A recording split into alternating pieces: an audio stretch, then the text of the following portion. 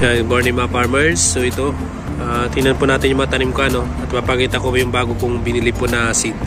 So ito po ay bok choy mga farmers. So ito meron po akong tanim dito na binigay sa akin. Hindi ko alam anong kwan po yan. Green leafy. Isang green leafy din po yan. Ganda po. Malaki po yung dahon po niya.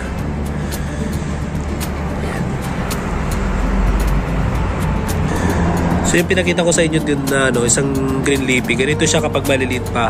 Ayan, pwede na ito i-transfer. Ayan, ganyan siya, farmers. Tapos ito yung tong choy na sinasabi nila, o kangkong sa atin.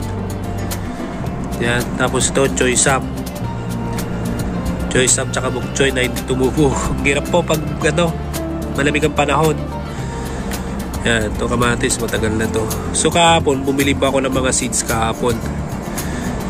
Pakita ko sa inyo kung magkano po yung pakipakete po nila. Ito nabili ko na na mga tatanim ko. Ito coriander. Meron na akong ganitong tanim ng coriander pero bumili ako ulit kasi naubos na.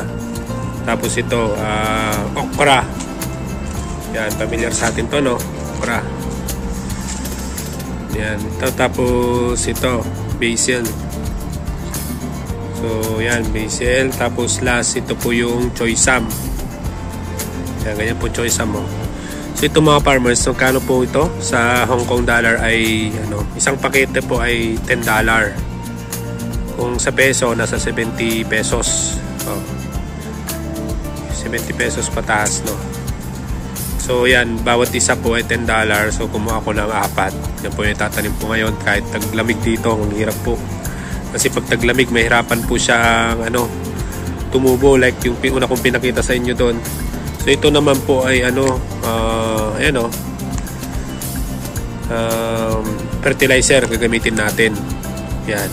So ito po ay $15. Kumuha ko ng dalawang ganito. So yun, nakuha ko lang po urea kasi malit lang po yung tindahan po na yun sa Wan Chai. So ito ilalagay po natin kasi wala na akong fertilizer. Ang gagawin ko dito, hindi ko na ito i-direct. Tutunawin natin sa tubig.